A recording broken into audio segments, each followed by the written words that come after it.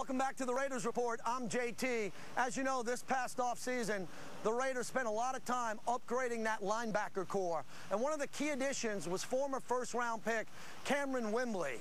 Recently, Jeanette Thompson sat down with him to talk about his career and the first time he heard the news that he was coming out to Oakland to be a member of the Silver and Black.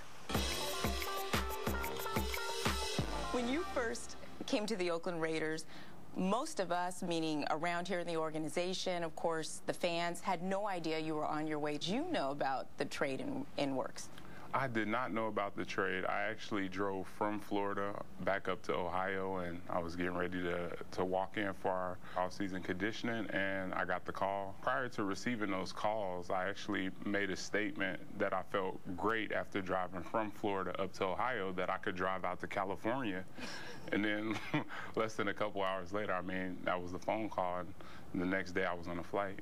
The Raiders, you see the shield, the silver and black, worldwide.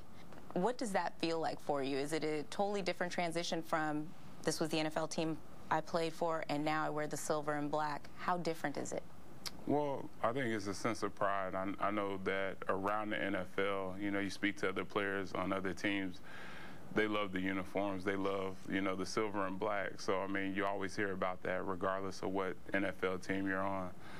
I think I look good in it, to be honest, too. So, I mean, I like it. Now that you've been here, you've had to gel with some other players that are new to the Raiders as well. Does it come naturally? Well, I think we have a group of great guys. I mean, there's so many different personalities here. Everybody's young, energetic, and we always hang out with each other, so we get to know each other.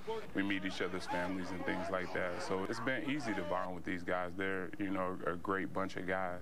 Do you still feel the pressure of being a first-round pick? Does that ever go away? I don't think it ever goes away. There's expectations to go out there and produce, and I feel like I put more pressure on myself than any coach or fan or teammate could. So, I mean, I'm always trying to go out there and give my best and do everything I can to help the team win. Game time situations. There's a small window of opportunity to actually get to the passer. I know a lot of guys say after a while the game slows down for them. Does it seem like you have a lot of time to get to him? Actually, I think the more success you have as a pass rusher, the less time you're going to get, because other teams game plan and they become aware and they know they have to get the ball out quick. Throughout my career, when I first started, you know, I had a lot of sacks early, and then there were some years where I didn't have a lot of sacks. But as far as quarterback pressures and knockdowns and alter throws and things of that nature, I think, you know, I've pretty much been consistent throughout my career. Does your heart race when you know you're about to get him? Well, everything just goes like slow motion. It's like seeing the QB there. He has no idea you're coming. Then it's your job to sack him, try to strip the ball out and go score. For everyone, Silver and Black Productions, I'm JT. Have an outstanding week.